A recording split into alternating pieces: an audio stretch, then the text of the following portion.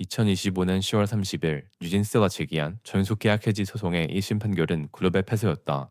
항소하고 2심으로 가는 줄 알았으나 12일 어도어는 뉴진스의 복귀를 발표했다. 민희진촌 대표 없이 어도어로 복귀해 활동을 재개하게 되었지만 상황은 오히려 더욱 혹독해졌다. 패소 판결은 뉴진스를 향한 부정적 여론에 불을 붙였고 복귀 발표는 특정 팬덤들의 공격까지 더해져 그야말로 난장판이 펼쳐지고 있다. 이 영상은 뉴진스 사태가 왜 이토록 복잡하고 혼란스러운 국면에 접어들었는지 논란과 주목받지 못한 이야기, 이고 현재의 여론 지형을 종합적으로 분석하여 현 상황을 정리하고자 한다. 언론은 뉴진스를 계약을 무시한 배신자로 낙인 찍었다. 과거 피프티피프티 사태와 엮어 뉴피티라는 멸칭이 다시 수면 위로 떠올랐고 사건의 복잡한 전후 맥락은 사라진 채 자숙을 하고 오라는 기사까지 나오고 있다. 여기에 아엘릿, 르세라핌과 같은 타 그룹의 팬덤과의 갈등까지 격화되며 상황이 무척 악화되었다. 이는 본질적으로 하이브라는 거대 기업 내부의 복잡한 갈등이 팬덤과의 대리전으로 비화한 결과다. 아티스트들은 자신들의 에이지와 무관하게 분쟁의 최전선에 내몰렸고 모든 화살을 받아내야 하는 처지가 되었다. 그러나 놀라운 점은 뉴진스 멤버들은 아일랜드 멤버들이 본인을 무시했다고 말한 적도 혐한 발언을 한 적도 르세라핌을 비난한 적도 없다는 사실이다. 한이가 언급한 무시의 사건은 하이브 사후 4층 메이크업실 복도에서 발생했다. 아일리스 매니저가 한이를 향해 무시해라고 말하며 이들을 피하는 분위기를 조성했으며 사건 발생 이후에도 어도어 측이 문제 해결 의지를 전혀 보이지 않은 채 되려 은폐하려 했다는 것이다. 한이는 이 사건을 통해 직장 내 괴롭힘 문제를 설명하려 했다. 타임라인을 자세히 살펴보자. 5월 27일 사건 발생.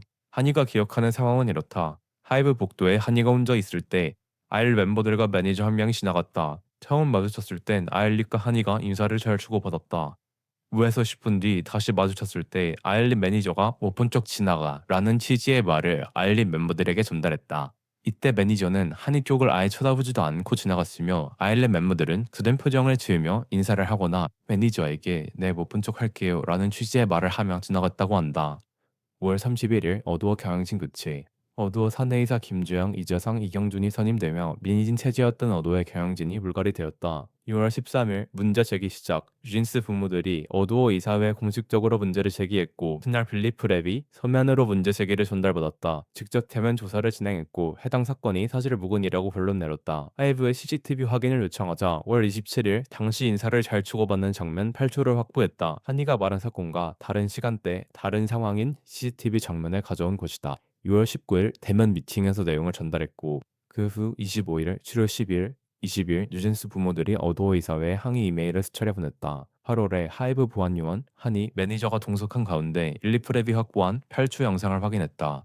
한이가 보안 요원에게 영상을 부분 편집한 이유를 묻자 떨면서 들어갈 때 인사한 장면이 있으니 나갈 때 인사가 필요하지 않다고 생각해서 그랬다라는 말도 안 되는 답변을 내놓았다. 한이는 당시 녹취록을 가지고 있다. 이해가 가지 않는다. 인사가 필요하지 않다고 생각한 것과 CCTV 영상을 직접 부분 편집한 것이 무슨 상관관계가 있을까?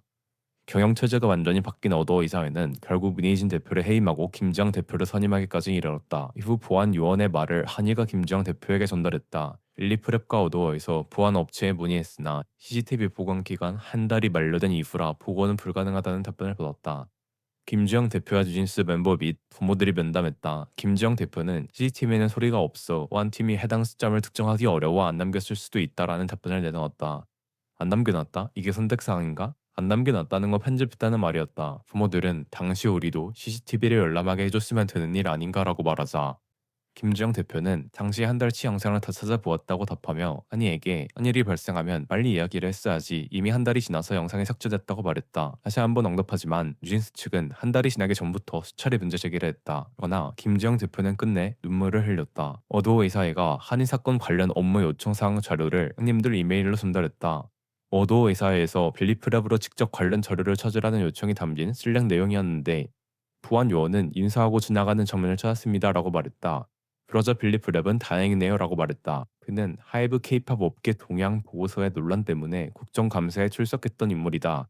아티스트를 보호할 능력, 아니 생각이라도 있는 소속사라면 아티스트가 문제 삼은 장면은 못 찾고 오히려 이를 거짓으로 만드는 장면을 찾은 채 이에 대해 다행이라고 말할 수 있을까? 빌리프 랩은 그런 일 없었다. 자꾸 문제 제기하는 게 다른 의도가 있는 것 아니냐는 입종을 냈다. 이게 진짜 어이없다고 웃기기까지 하는데 어도어는 아티스트의 내용 증명에 따른 실사항의 이행입니다. 한이는 분명히 기억하고 있습니다. 전적으로 신뢰하고 참 안타깝습니다. 라며 입장문을 냈다. 문제 제기한 당사자를 거짓말로 취급했던 소속사가 다시 입장을 바꾸었다. 어도어는 가처분 신문 기일 당시 빌리프랩이 확보한 8초 CCTV 영상을 공개했다. 어도어는 11월과 달리 또 한 번 입장을 바꾸며 인사 잘했다. 한이가 별일 아니라고 한 것을 민 전 대표가 사건을 키웠다. 이 이슈는 전속 계약 해지에 허위 명분 만들기에 불과하다고 주장했다.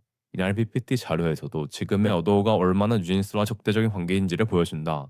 국회에서 하고 싶은 이야기를 할 수 있는 지위. 하정은 기상은 52억 버는 외국인이 왜?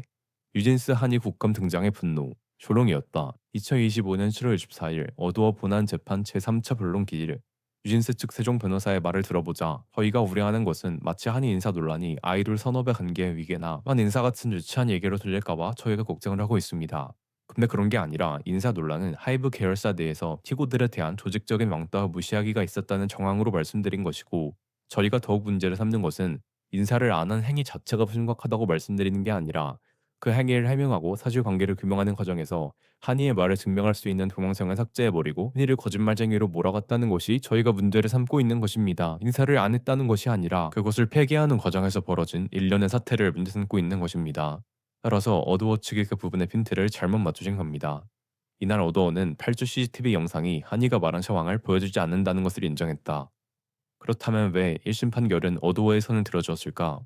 사실상 법의 형식 논리에 치우친 판단이었다. 이전에 판례가 존재했음에도 불구하고 승리는 권력을 향했다.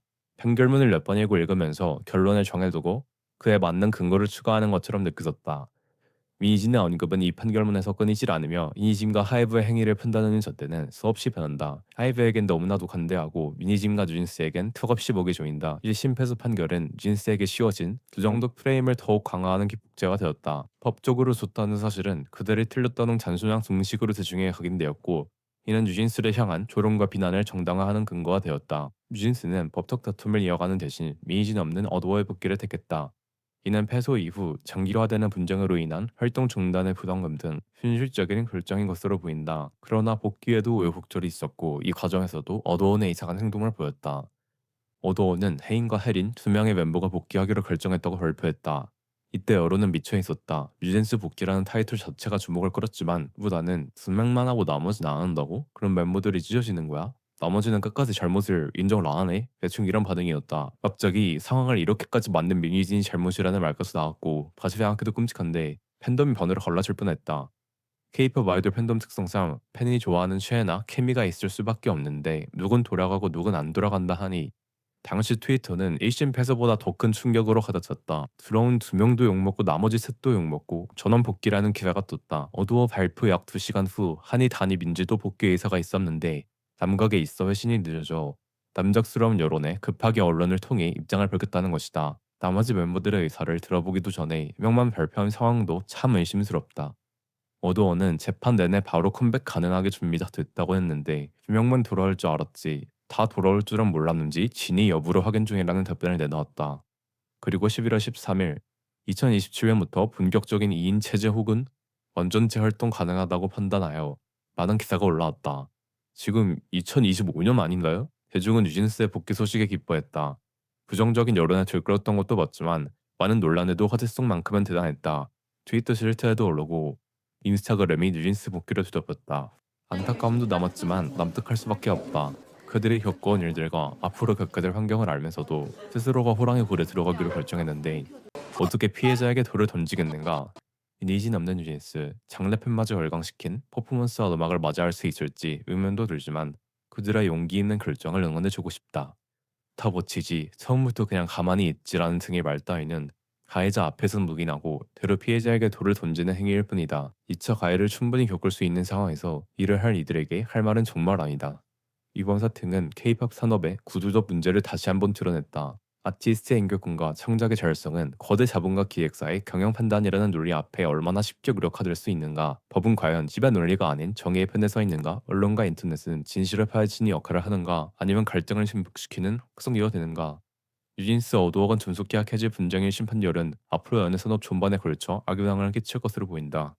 약자가 겨우 목소리를 낼 수 있었던 공간마저 차단해버린 것이다. 수당함 앞에 소리친 사람에게 시끄럽다고 말하는 산업의 앞날, 아니 사회의 앞날은 정말 어둡게 느껴진다. 이 사태를 단순히 팬덤 간의 갈등, 경내 문제로만 규정하고 다시 묻힌다면 순환 구조로서 사회에 해를 끼칠 것이다. 뉴진스를 비난하는 탑 팬덤의 마음이 자신이 좋아하는 사람이 힘들어할 모습에서 비롯된 거란 건 알지만 결국 그 비난은 본인의 아이돌에게 들어올 것이라는 걸 잊어서는 안 된다. 이 사태의 근본적인 문제는 아티스트가 아니다. 뉴진스 팬덤 또한 마찬가지다. 뉴진스의 음악은 시작될지 모른다. 하지만 그들의 무대 뒤에는 깊은 상처와 함께 K-팝 산업 전체가 풀어야 할 무거운 과제들이 남아있다. 한 아티스트의 꿈을 지키는 것이 곧 산업 전체를 건강하게 만드는 길이라는 명제를 우리는 이번 사태를 통해 고통스럽게 되새기고 있다.